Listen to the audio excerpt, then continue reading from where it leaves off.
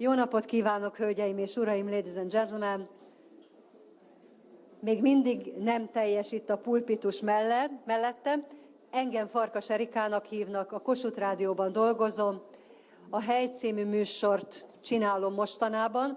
A 960. adásnál tartunk, májusban lesz az 1000. hely, és március 21-én, illetve 28-án hallhatják azt a két helyet, amelyet a Sütői Szépkorúak intézményében rögzítettünk tegnap. Aki teheti, hallgassa meg.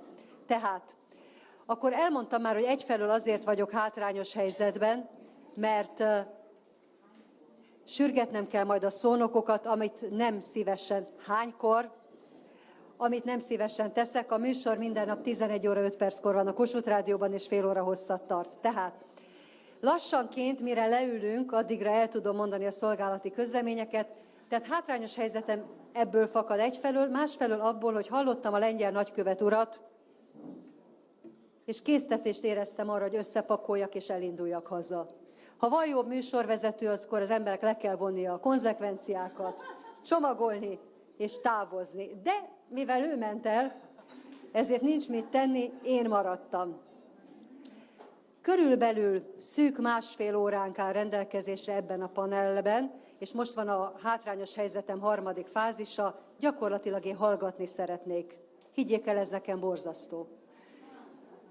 De remélem menni fog, kiváló vendégeink vannak, díszvendégei ennek a konferenciának, mind a 4 külföldi hölgy eminens szerepet játszik a nemzetközi idősügyben, nőügyben. Azt terveztük, hát a magyar kollégináról pedig tudják, hiszen mindannyian ismerik jól. Azt terveztük, hogy ki mondja el azt az üzenetet, amivel érkezett, ezt pedig abban a sorrendben fogjuk megtenni, ahogy a papíromon van, illetve annyi különbséget tettem itt közben gondolkodva, hogy 2 angol után jön egy magyar, és aztán megint 2 angol, hogy a fülünk is pihenjen egy kicsit. Remélem, jó lesz így. Tehát ők fognak beszélni.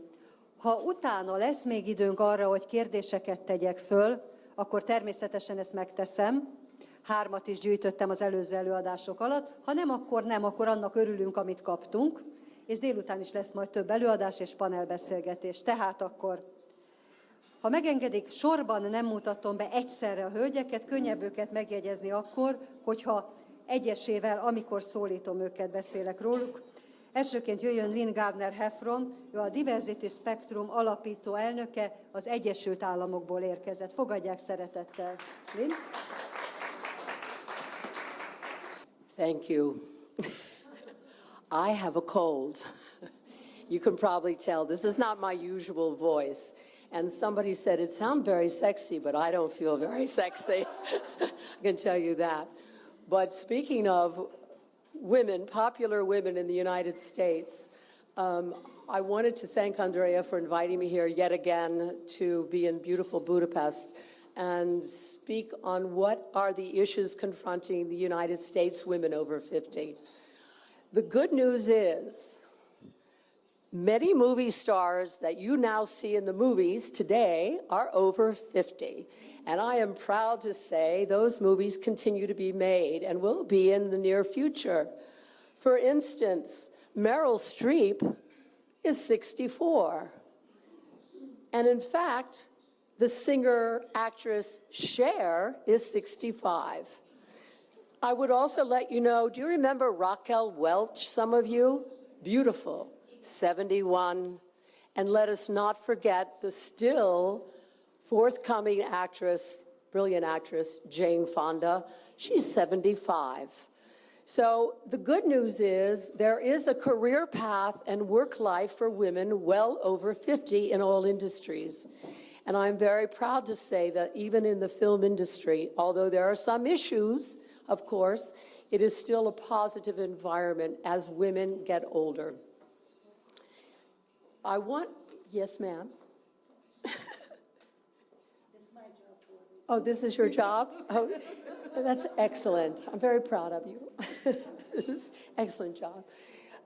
In the last 3 decades, the average age of the U.S. population has increased, and this will continue for at least 20 more years. Baby boomers, people like me, people born between 1946 and 1964, we number in the United States 77 million. This is a large percentage of our overall population in the U.S. The thing about this is, as a problem, as well as a joy, I suppose, is that the people who were born in generations after mine, the baby boomers, have a low birth rate. So as the older workforce is aging, similar to what I'm hearing in the EU in general, Hungary, Poland, the same thing is happening in the United States. We are getting older, and there are fewer people in the younger generations to actually be looking after us, taking care of us as they would normally in decades past. So that cross-generational influence and support system has been challenged, shall we say. We have also, as women, and men for that matter, an improved health system. We have a longer life expectancy. Our longevity is greater, and this applies specifically to women. So even as women are getting older and staying healthier, men are a little bit behind. And so therefore, it's quite possible when we are 90 years old that you will look around and 9 out of 10 people who are 90 will be women. This is why it's very important for us all to shake hands and get to know each other. And I think from country to country, from the United States to the EU specifically, this becomes a very important global issue. Policies that are relevant to working people at an older age, as well as the retirement of women and what's going to happen to our generation, that becomes of particular importance in our country. Let's see, can I make that happen? Yes, I can. Wonderful. The majority of people in the U.S. who are 55 and older are women. That's 54% of our overall population of 55 and older women. In the next 2 decades, the number of mature women, will grow by another 19 million. This increase in the number of women includes in the labor force, and since the 1970s, we have become women, older women have become the defining factor of U.S. life, quite frankly, and what employers and the workforce need to do to pay attention. If you look over here at the slide I'm giving you, the first one is just to give you a snapshot of the historical perspective of the United States. President Kennedy in 1961 actually convened a council on looking at the aging of older people in the workforce. That was soon followed in 1964 with President Johnson and the Civil Rights Act. The Civil Rights Act, however, paid attention to race, color, religion, sex, national origin, but not age. So therefore, in 1965, we had an Equal Opportunity for Older Workers initiative. And part of that initiative became what is called the Community Service for Senior Opportunities Act. This was a federal program giving dollars to state governments and to national not-for-profit organizations, like the Red Cross, for instance. These were to help older, unemployed workers train and then transition back into the workforce, and it was geared towards people 55 and over. By 1967, we had age discrimination for over, in other words, if an employer had 20-plus workers, then he could no longer discriminate against aging. You needed to be hired, you needed to be continue to be hired, you could not be fired because you were older. By 2006, the Department of Labor specifically added to a Department of Labor study to identify all the strategies for companies to figure out how to help older workers in the workplace and keep them hired and retained. By 2009, many years later, training and education to those over 55 in high-growth sectors was mandated. Thus, that was part of the American Recovery and Reinvestment Act. 61% of women who were 55 to 64 in the United States today are working. 14% of those women who are 65 or older, 14% are working. And both women and men who are 55 or older have increased their labor force in our general workforce in the last decade. More people 55 or older, men and women alike, are working now. Younger workers do not have the same level of participation. Older workers are actually working more, younger workers are not. There are a lot of reasons for that, as we all know. The sectors in the United States that hire or retain older workers, specifically women, include manufacturing, utilities, transportation, local government, and education. So therefore, when companies and organizations are devising training programs, they try to make the training and education very industry specific. Therefore, two areas of excellent good practice in the United States we look at and think of as vitally important are training the workforce, develop it, as well as make it flexible for the workforce. Now, in the last week, this has become an interesting thing in the United States. We now have the youngest chief executive officer, CEO, in the United States of a publicly traded company, Yahoo. And Melissa Meyer is 37. She just came in, and Yahoo's been in deep trouble in the internet world versus Google, versus everybody else, Facebook, et cetera. So she's come in and gotten rid of workplace flexibility. You now have to show up at the office and work. And she is saying this is rather shocking to American workers, as you can imagine. It's taken years to get companies recognized to please have workplace flexibility. She, of course, has reversed that now for her company, and I understand just 2 days ago, Best Buy, another company in trouble, is also getting rid of that policy. What they're trying to do is get people to come back to the office so that collaboratively they can be more innovative and save these two struggling companies. I would also say to you that the one of the most important parts that President Obama has initiated in his first term and now into the second term is educating people over 55. Older students and older women are the focus. So what we've done is have specific programs in community colleges.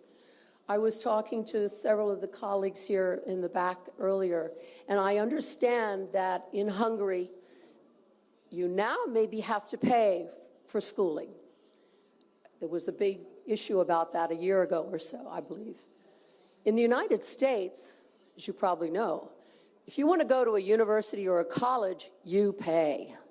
You pay big bucks. I have a granddaughter who lives in California, and if she wants to go as an in-state resident to a University of California school, it's going to cost her in tuition alone $30,000 per year. That just gives you, and that's as a benefit to her because she lives in the state. If you live out of state and want to go to a school in California, it's going to cost you $50,000 to $60,000 1 year. Therefore, community colleges have grown exponentially in the last decade. I used to teach at one in California myself. actually 2 of them. The reason is they're growing is because, as an example, back to California, if you want to go to a community college, which tends to be, you can go for 4 years, like a university, but the tuition is $8,000, not $30,000. And the other thing is, for people who can't get into the best college immediately that they want to go to, they can go to 2 years of the community college where they pay a lot less, and then they can transfer to the bigger, better schools, as long as they study and do well. The community colleges, therefore, are reaching out into populations everywhere, not only to Hispanics learning English, not only to African Americans also trying to join or advance in the workforce, also older women specifically. Therefore, we have 45% of community colleges are actually over the age of 25, and 57% of those in the community college are women. There are specific initiatives that attach to older women's experience. One is called the 50+ initiative. It was created to do those 3 things, to help women learn more, be more enriched. In other words, finding confidence again in yourself, having self-esteem. It's intimidating if you've left the workforce and you now want to be trained and you're over 50 and everything is on the internet. My God, what are you supposed to do if you go crazy? And you're afraid. So the idea here is to diffuse that fright and actually get people in an environment with their peers, people their same age, so that they too can learn new skills and advance. They can re-enter the workforce, they can transition to a new job, they can develop new skills without fear and actually with knowing that they will get employed. So far, the statistics show that over 80% of the people coming out of these programs are working. They are now working. They weren't before. This program also focuses on volunteerism.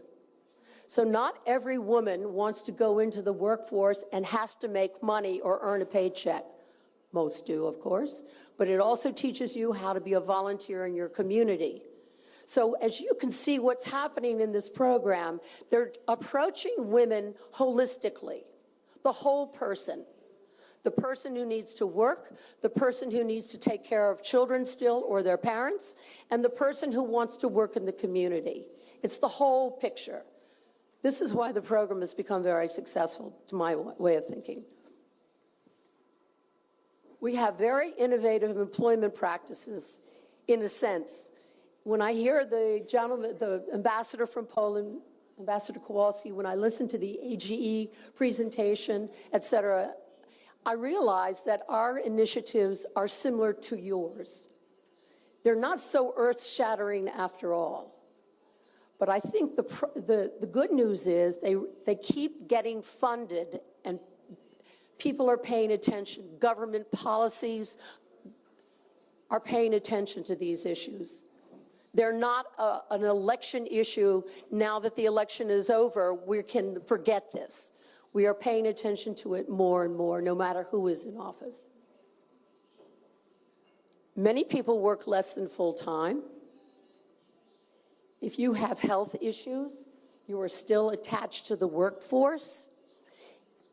This is because we have an initiative called phased retirement.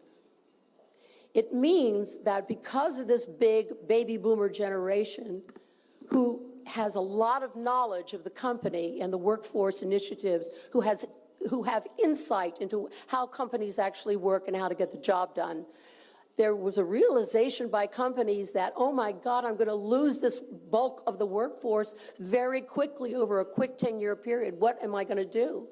So they've decided to have phased retirement. It means that if you've been working for your company for 20, 30 years, 10 years, and you have specific knowledge, you can begin to phase into your retirement.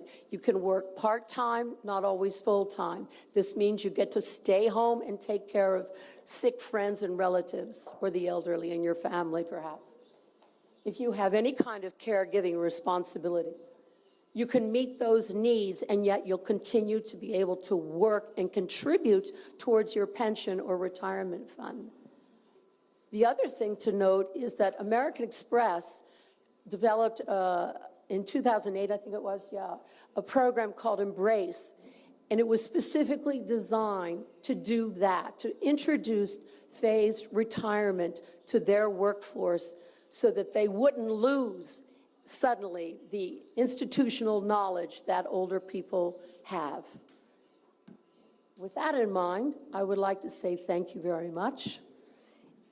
And I hope I will be returning soon to the United States to celebrate my mother's 90th birthday. And I will be there with my daughter and granddaughters. And therefore, 4 generations of U.S. women. Thank you very much.